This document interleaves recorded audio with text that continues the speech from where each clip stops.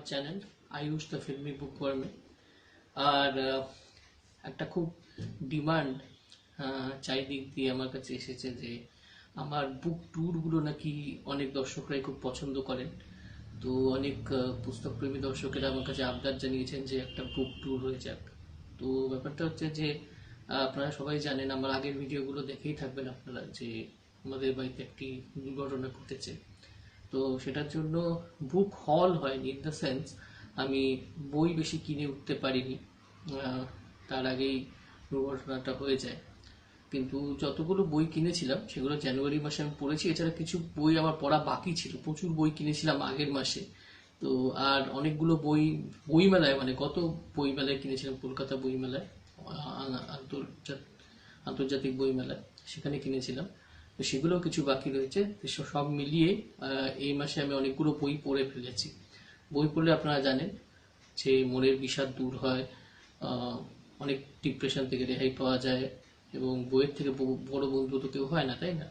কাজেই 10টা বই, হ্যাঁ 10টা বই আমি এই মাসে পড়ে ফেলেছি।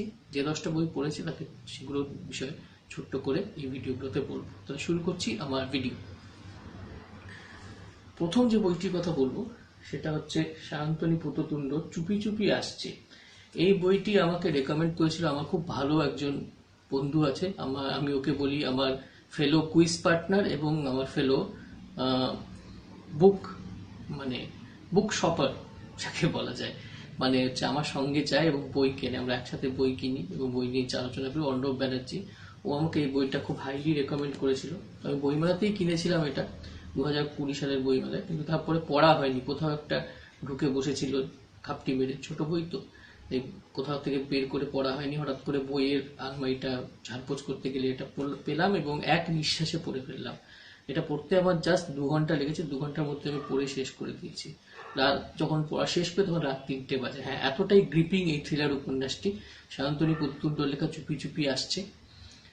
চুপি চুপি আসছে যারা সর্বনাশিনী পড়েছেন, বিভা পাবলিকেশন থেকেই বেরিয়েছিল, এটাও বিভা পাবলিকেশন থেকে বেরিয়েছে। তো সর্বনাশিনীতে এক ধরনের সাইকোপ্যাথ খুনির কথা বলা হয়েছে, এবং তার শেষেই একটা প্যারাগ্রাফে বলা হয়েছে যে আরেকজন সাইকোপ্যাথ খুনি বহু বছর পর, মানে টু বি এক্সাক্ট 32 বছর পর আবার মাথাচাড়া দিয়ে উঠেছে।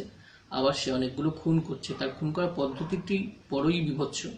সে খুনির পুরো গলাটা কেটে নামিয়ে দেয় এবং তার জায়গায় একটি হাঁড়ি বসিয়ে দেয়, এবং সেখানে একটি করে সিরিয়াল নাম্বার লেখে, কাউন্টডাউনের মতো, 10, 9, 8। তো যে বিখ্যাত, এখন সবার কাছে বিখ্যাত হয়ে উঠেছে অধীরাজ এবং অর্ণব, পুলিশের ডিটেকটিভ, এই জুটি খুবই জনপ্রিয়, আপনারা সবাই জানেন। তো তারা কিভাবে এটার ইনভেস্টিগেশন করছে এবং কি করে রহস্যের মেঘনাথকে আবিষ্কার করছে, এবং তার সঙ্গে তার শেষ একটা লড়াই হচ্ছে, এটি নিয়ে উপন্যাসটি সবচেয়ে যেটা খুব ভালো দিক আমি বলবো, এটি সায়ন্তনী পুততুণ্ড বেশিরভাগ অধীরাজ নিয়ে উপন্যাসে আমি দেখেছি যে criminals are made, they are not born. এই ব্যাপারটাতে উনি খুব বিশ্বাস করেন, এবং আমাদের সমাজের নানা রকম অবহেলার জন্য, নানা রকম নির্যাতনের জন্যই কিন্তু একজন মানসিকভাবে বিকৃত খুনির জন্ম হয়। কেউ তার জন্ম থেকে খুনি হয় না। সমাজের পারিপার্শ্বিকতা, সমাজের উদাসীনতা, নিষ্ঠুরতা তাকে খুনি বানিয়ে দেয়। এই জিনিসটা এখানে খুব সুন্দরভাবে বলা হয়েছে। বইটিতে একটি খুব সুন্দর মেসেজ আছে, এবং বইটিতে প্লটটা একটু রিভিল হয়ে যাবে, কিন্তু একটুখানি বলে নিতাম যে বইটিতে হোমোসেক্সুয়ালিটি ব্যাপারটিকে খুব সুন্দরভাবে ওটার বর্ণনা করা হয়েছে।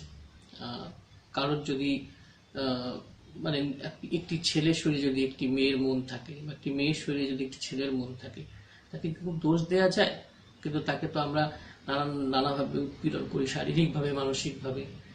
তাহলে তার কি অবস্থা হয়, এটি নিয়েই উপন্যাসটি পড়ে আপনার খুনির জন্য একটু খারাপও লাগবে, আবার খুনি যখন মারা যায় তখন আপনার একটু অবভিয়াসলি মনে হবে ঠিক আছে বিচার পেল, কিন্তু একটু খারাপও হয়তো লাগবে। সব মিলিয়ে ভীষণ মনোগ্রাহী, ভীষণ ইমোশনাল, অথচ ভীষণ ভীষণ থ্রিলিং আর গ্রিপিং একটি উপন্যাস। আমার মতে আমার পড়া এখন অব্দি সেরা যদি গোয়েন্দা উপন্যাস বলে এটাকে ধরি, তাহলে গোয়েন্দা উপন্যাস এই চুপি চুপি আসছে। আমি বলবো যে 2020 থেকে 21 এই এক বছরের মধ্যে পড়া আমার শ্রেষ্ঠ গোয়েন্দা উপন্যাস মনে হয়েছে। যদি না পড়ে থাকেন প্লিজ কিনে পড়ে ফেলুন, ঠকবেন না। দ্বিতীয় যেটা, আমরা কমিক্সকে একটু অগ্রাহ্য করে থাকি, কিন্তু কমিক্সের অবদান বাংলা সাহিত্যে বলা অসম্ভব, বিশেষ করে যদি সেটা নারায়ণ দেবনাথের আঁকা এবং লেখা হয়। তো নারায়ণ দেবনাথের এটি 6টি গ্রাফিক নভেল দ্বীপ প্রকাশনী থেকে বেরিয়েছে। অসাধারণ, মানে এর কোয়ালিটি দেখুন আপনি, এর কোয়ালিটি ভীষণ মসৃণ, সেটা তো আপনাকে বোঝাতে পারবো না, ফিল করলে বুঝতে পারবেন কিনলে। এটি দ্বীপ প্রকাশনী থেকে বেরিয়েছে 6টি গ্রাফিক নভেল। এটা কিছুদিন আগেই আমার হাতে এসেছে এবং হাতে আসার সঙ্গে সঙ্গে আমি এটা পড়ে ফেলেছি। কমিক্স পড়তে বেশি সময় লাগে না, আর কমিক্স থেকে কিন্তু আমার বইয়ের প্রতি ভালো লাগা শুরু। এবং নারায়ণ দেবনাথ আমার ছোটবেলায় অনেকটা অংশ জুড়ে আছেন, কাজে এই বইটি সংগ্রহ করেছিলাম। এতে গোয়েন্দা কৌশিক, যেটা আমার মতে খুব আন্ডার রেটেড একটি চরিত্র নারায়ণ দেবনাথের, ওনার 6টি কমিক্স রয়েছে, বেশ বড় বড় কমিক্স, গ্রাফিক নভেল, সত্যি গ্রাফিক নভেল। কেননা মোটামুটি ধরুন 15 পাতা, 16 পাতা, 17 পাতার এক একটি গল্প কমিক্সের রূপে তার স্থান পেয়েছে এবং সম্পূর্ণ রঙিন হতো। যখন আপনাদের মনে থাকবে, আপনারা যারা ছোট ছিলেন বা যারা একটু বড় হয়েও শুক্তারা ম্যাগাজিনটি দেখেছেন, শুক্তারা ম্যাগাজিন 90-এর দশকে এবং 0-এর দশকেও একদম কাভার পেজে এই কমিক্সটি থাকতো। এবং কৌশিক হচ্ছে এক ধরনের গোয়েন্দা বলতে পারেন, কিছুটা জেমস বন্ডের ছায়া আছে তাতে। ওনার একটি হাত মেটালের, সেই মেটালের হাত দিয়ে অনেক কিছু করতে পারে উনি। একজন সুপার হিরো কাম সিক্রেট এজেন্ট ধরনের একটি চরিত্র, সেটাকে নিয়ে নানা রকম অ্যাডভেঞ্চার বা গোয়েন্দা রহস্য ধর্মী কয়েকটি কমিক্স খুব ভালো লেগেছে আমার পড়ে, আর হাতে নিয়ে ভীষণ ভালো লেগেছে, ফিল করতে খুব ভালো লেগেছে। আপনার দ্বীপ প্রকাশনীতে এটি পেয়ে যাবেন, অবশ্যই সংগ্রহ করবেন 6টি গ্রাফিক নভেল। এরপর যদি পড়লাম, সেটি হচ্ছে একটি ইংরেজি বই।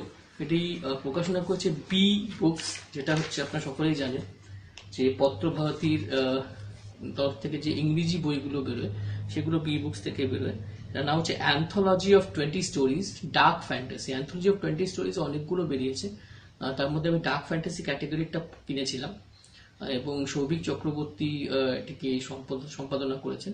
এখানে বিশ্ববিখ্যাত কয়েকজন লেখকের লেখা আছে, যেমন Edgar Allan Poe, Nathaniel Hawthorne, তারপরে হচ্ছে আপনার Rudyard Kipling, Emma James, Saki, HP Lovecraft, Ray Bradbury, Robert Bloch, Rod Serling, Bob Leman, Robert McCammon, আরো অনেকে। এই গল্পগুলি হচ্ছে ডার্ক ফ্যান্টাসি এবং এর সবচেয়ে ভালো লেগেছে যে এখানে প্রিফেসে উনি ডার্ক ফ্যান্টাসিকে নিয়ে একটি প্রশ্নোত্তরের মতন সেশন রেখেছেন, যে পাঠকের মনে প্রশ্ন উঠতে পারে, হোয়াট ইজ ডার্ক ফ্যান্টাসি? তো আনসার দেওয়া হচ্ছে, well, Wikipedia defines dark fantasy as a subgenre of fantasy works that incorporate darker and frightening themes of fantasy. তো এই ধরনের একটা প্রশ্ন উত্তর পর্বের মাধ্যম দিয়ে ডার্ক ফ্যান্টাসি কি সেটা বোঝানোর চেষ্টা করা হচ্ছে পাঠককে, তারপরে গল্পগুলির অবতারণা ঘটেছে। এটা আমার খুব ভালো লেগেছে, সবচেয়ে ভালো লেগেছে এই ব্যাপারটা বইটিতে।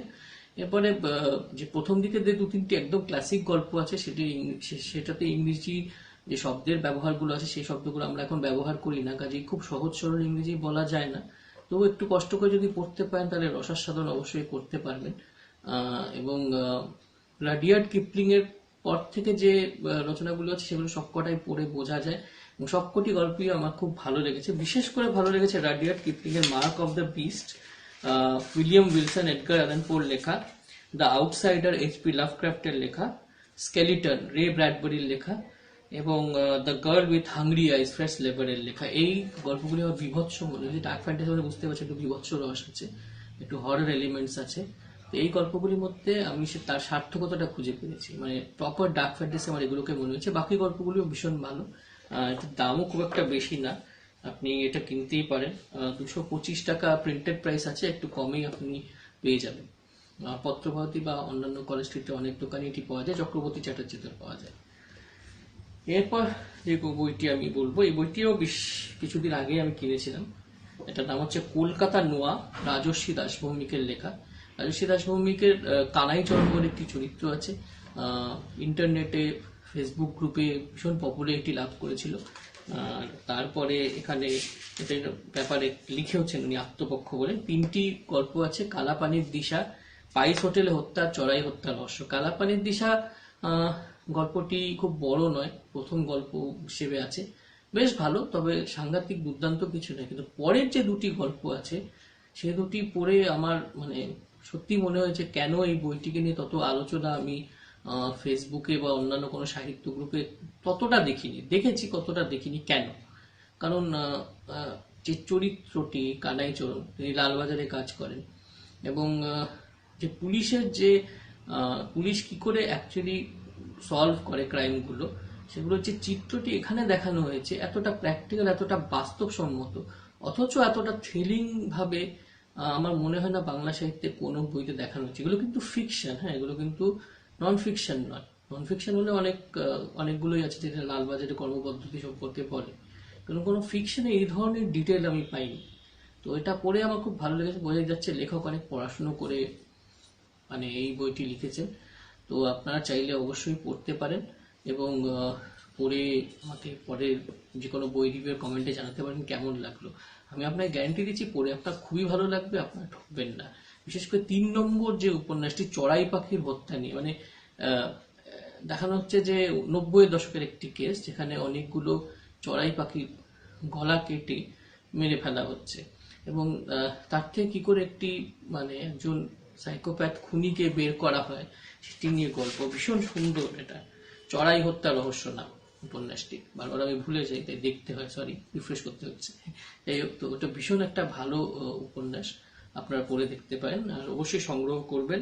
এটি বইভাষিক থেকে বেরিয়েছে। বইভাষিক সম্প্রতি ওদের স্টল খুলেছে এই পুটিরামের উল্টো দিকে, অনেকগুলো নতুন যেগুলো বইয়ের দোকান রয়েছে তার মধ্যে একটি বইভাষিকের, ওখান থেকে আপনি সংগ্রহ করতে পারেন, ইন্টারনেটে ওটি উপলব্ধ আছে।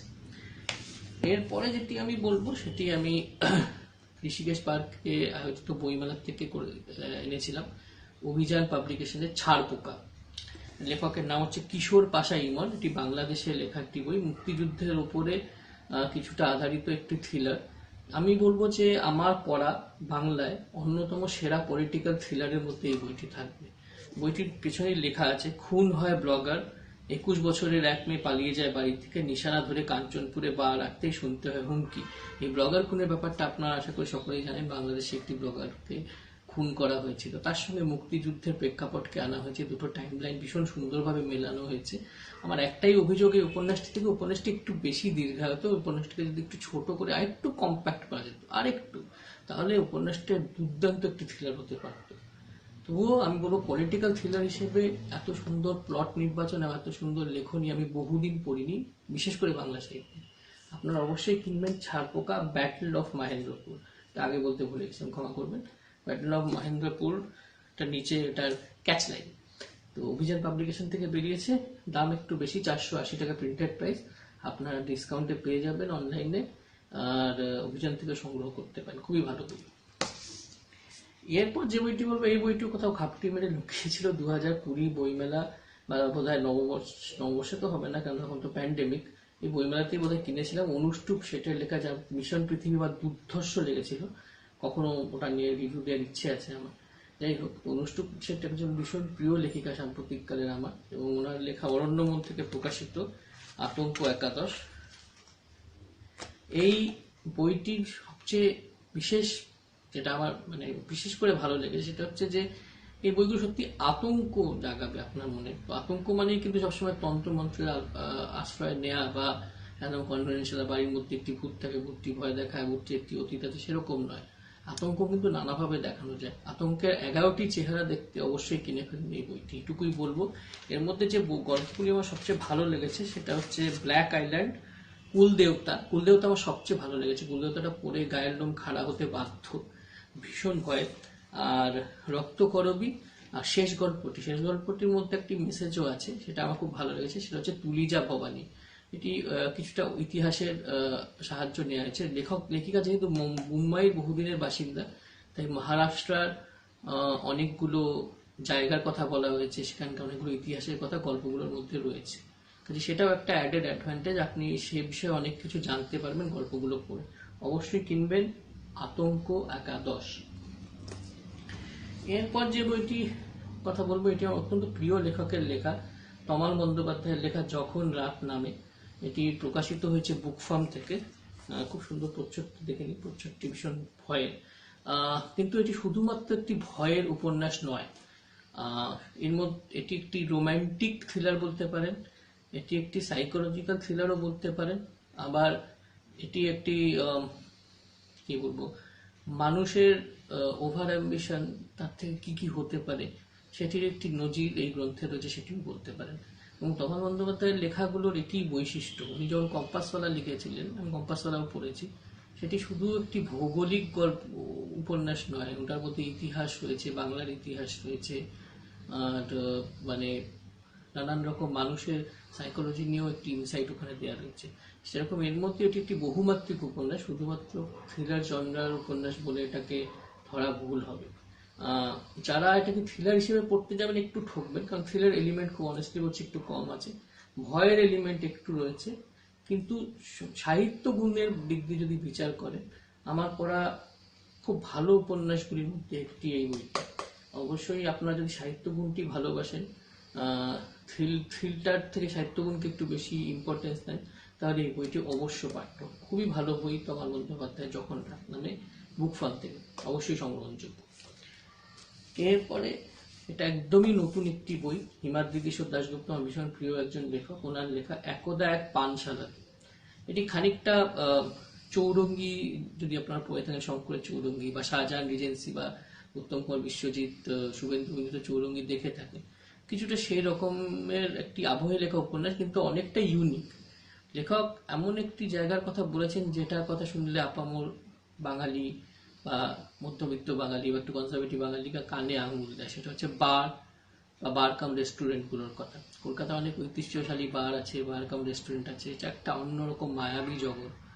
সেই জগতের মধ্যেও যে মানুষের দুঃখ কষ্ট আছে, মানবিকতা আছে, তাদের রুজি রুটি নিয়ে তাদের মধ্যে সহানুভূতি আছে, তাদের রুজি রুটি নিয়ে তাদের চিন্তা আছে, এই জিনিসগুলো যে আছে এই উপন্যাসটি পড়লে আপনি বুঝতে পারবেন। উপন্যাসটির মধ্যে লেখক, মনে হয় লেখক নিজেই এসব জায়গায় রিসার্চ করতে গেছেন বলে আমার ধারণা, নামটি চেঞ্জ করে অন্য একজন নাম দিয়ে লেখাটি লিখেছেন, যে একজন সেও একজন লেখক, একটি লেখানি রিসার্চ করার জন্য একটি বহুল প্রচলিত পানশালায় যান এবং সেখানকার মানুষজনের সঙ্গে কিভাবে একাত্ম হয়ে পড়েন, এবং সেই মানে পানশালাটির মধ্যে যখন সমস্যা নেমে আসে, এই সমস্যাটা কি করে সমাধান হয়, এটি নিয়েই উপন্যাসটি। শুনতে খুব সাধারণ মনে হতে পারে, কিন্তু উপন্যাসটির মধ্যে অনেকগুলো মোমেন্টস আছে, অনেকগুলো এরকম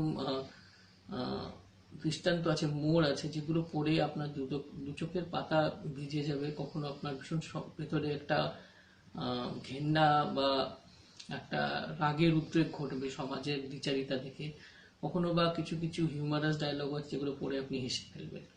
তো হিমাদ্রি কিশোর দাশগুপ্ত যে ধরনের উপন্যাস বা যে ধরনের গল্প লিখে থাকেন, তার থেকে অনেকটাই আলাদা একটি এক্সপেরিমেন্টাল কাজ করেছেন।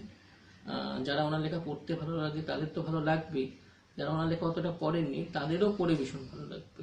দেবসাহিত্য কুটিরের একটি খুব ভালো প্রয়াস, ভীষণ সুন্দর, প্রচ্ছদটা ভীষণ সুন্দর, এবং ছাপা বাঁধাইয়ের কথা তো নাই বা বললাম, ভীষণই ভালো। এরকম একজন একটা ঐতিহ্যশালী প্রতিষ্ঠান থেকে আর কি বা আশা করা যায়, এরকম ভালো বাঁধাই এবং ভালো ছাপাই আশা করা যায়। শুধু ফন্টগুলো একটু বড় হলে আমার ব্যক্তিগত মনে হয় আমার ভালো ছিল। যাই হোক, খুব ভালো উপন্যাস, এটি পড়েই দেখতে পারবেন। শেষ যে বইটির কথা আমি বলবো সেটি হচ্ছে বিপজ্জনক আরো, নচিকেতা। নচিকেতা আমার পছন্দের গায়ক ঠিকই, কিন্তু একেবারে আমি তার অন্ধভক্ত ছিলাম বা নচিকেতার গানই শুনতাম সেরকম কোনোদিনই ব্যাপারটা ছিল না। কিন্তু আমি লেখক নচিকেতার বেশি ভক্ত হয়ে গেছি ওনার লেখাগুলো পড়ে। আগে বিপজ্জনক 12 পড়েছিলাম, দারুণ লেগেছিল। বিপজ্জনক আরো পড়লাম, 12-র মতো ভালো না হলেও আরোটিও ভালো, খুব ভালো। এখানে একটি উপন্যাস আছে মেনলি, তাছাড়া কিছু গল্প আছে। উপন্যাসটির নাম হচ্ছে আমি বারবার। এটি কিছুটা আপনি বলতে পারেন নানা রকম আন্দোলন, পলিটিক্স এবং একটি প্রেম কাহিনী, এগুলো নিয়ে আবর্তিত। আর তারপরে গল্পগুলি ডাকাতি, প্রজাপতির প্রজা, খুনিজ অফ খুনি, সেই লোকটা, অমীমাংসিত, প্রত্যেকটি গল্পই ভীষণ ভালো, ভীষণ অন্য রকমের। এবং নচিকেতার লেখা পড়তে আমার খুব ভালো লাগে। একটু ডার্ক ব্যাপার স্যাপার থাকে, কয়েকটা গল্পর মধ্যে একটু হালকা ভয়ের ছোঁয়া থাকে, কয়েকটি গল্প আবার সমাজের খুব অন্ধকার দিকগুলোর গল্প বলে। ওনার লেখা আরো পড়তে চাইব। আপাতত এই বইটা পড়ে আমার খুব ভালো লেগেছে, আপনারা অবশ্যই সংগ্রহ করতে পারেন। পত্রভারতী থেকে বেরিয়েছে, এটির দাম 175 টাকা প্রিন্টেড প্রাইস, ডিসকাউন্টেও পাওয়া যায়, অনলাইনেও পেয়ে যাবেন, পত্রভারতীর আউটলেট থেকেও পেয়ে যাবেন। তো এই ছিল আমার বুক ট্যুর। ছোট করে সবগুলোরই রিভিউ দেওয়ার চেষ্টা করলাম, জানি না কেমন হয়েছে, ভালো কি খারাপ সেটা তো আপনারা বলবেন। আর যাই হোক, কমেন্টে আরও জানতে পারবেন। তো এরকম বুক ট্যুর যদি আরও চান তাহলে আমাকে নিশ্চয়ই কমেন্ট বক্সে লিখে পাঠাবেন। আর তবে আসি, শুভরাত্রি, ভালো থাকবেন।